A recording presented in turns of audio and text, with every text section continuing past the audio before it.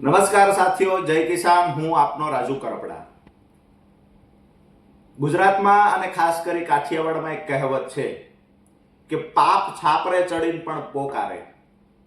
ગઈકાલે વિસાવદરના માન્ય ધારાસભ્ય મીડિયા સામે આવ્યા, ફેસબુક લાઈવ કર્યું અને કહ્યું કે પોલીસે તો આમ કર્યું, તેમ કર્યું, મારી બાનું અપમાન કર્યું, મારા ઘરે પોલીસ ગઈ, હેરાન કર્યા, આ બધુંય કહ્યું. અડધો કલાક માટે લોકોની સહાનુભૂતિ પણ મળી.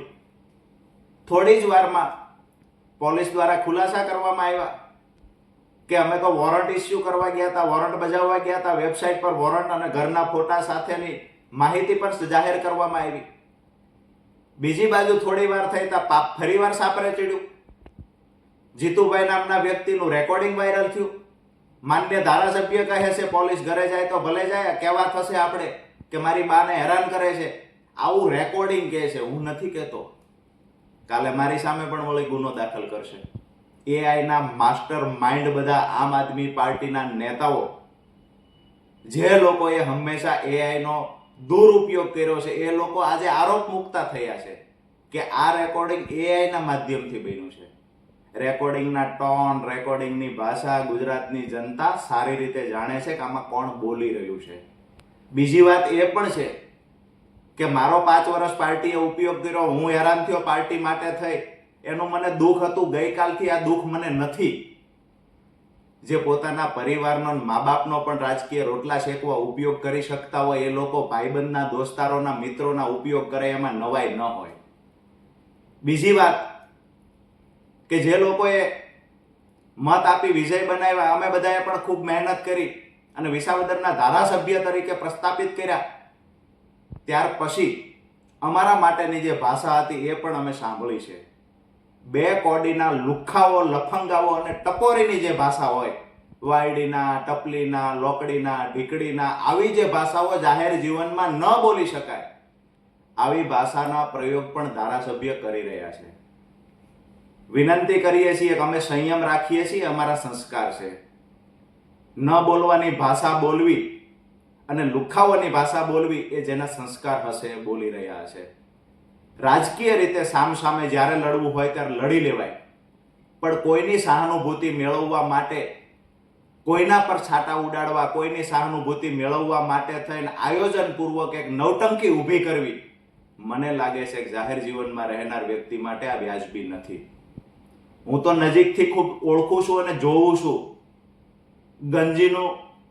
ગંજી જોકીની પહેરવામાં આવે અને શર્ટ રવિવારીનો પહેરવામાં આવે. આ આમ આદમી પાર્ટીના અમુક નેતાનું કામ છે. જેની પાસે 5 વર્ષ પહેલા કાંઈ નહોતું, એવા નેતાઓ, કટ્ટર ઈમાનદાર નેતાઓ આજે 50 લાખની ગાડી લઈને આવે છે, 25,000ના બૂટ પહેરે છે, 10,000 રૂપિયાના કપડાં પહેરે છે, અરે 5-5 લાખ રૂપિયાની ઘડિયાળ પણ પહેરે છે અને ગાડીમાંથી ઉતરે છે. કટ્ટર ઈમાનદાર લોકોને કહીએ છીએ કે આ આવક ક્યાંથી થઈ ને એ પણ ગુજરાતની જનતાને કહેજો ને. જ્યાં સભા હોય છે ત્યાં કરોડો રૂપિયાનો ખર્ચ કરી લાખો રૂપિયાના બેનર, પોસ્ટર, હોર્ડિંગ લગાવવામાં આવે છે. આ તો ગરીબ પાર્ટી છે, પૈસા ક્યાંથી આવે છે એ પણ ચોખવટ કરજો. વિનંતી કરીએ છીએ કે ભૂતકાળમાં હળદળ વખતે તો અમારા ખેડૂતોની સહાનુભૂતિનો દુરુપયોગ કર્યો છે. ખેડૂતોના ખંભે રાખી અને રાજકીય રોટલા શેકવાના પ્રયત્ન કર્યા છે.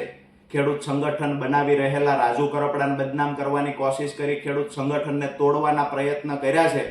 આગામી દિવસોમાં મહેરબાની કરીને વિનંતી કરીએ, હાથ જોડીને કહીએ છીએ કે અમારા ખેડૂતોના સંગઠનને તોડવાના પ્રયત્ન ન કરશો.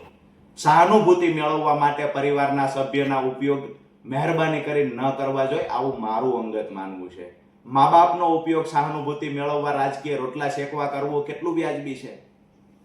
આગળ જતા ગુજરાતની જનતાને કહીએ છીએ, ખેડૂતોને, મજદૂરોને કહીએ છીએ કે આવા લોકોને ઓળખવાની જરૂર છે. અત્યારે બે વાત સારી બોલશે, લોકોને ઉશ્કેરવાનું કામ કરશે, પણ ખરેખર એમની લડાઈથી કયા લોકોને ફાયદો થયો છે? સિંચાઈનું પાણી 2 ખેતર સુધી પહોંચ્યું, પાક નુકસાનનું વળતર 2 ખેડૂતને મળ્યું છે ખરા? એક પણ જગ્યાએ વળતર મુદ્દે રજૂઆત થઈ છે ખરા? આ બહુ વિચારવા જેવી વાત છે.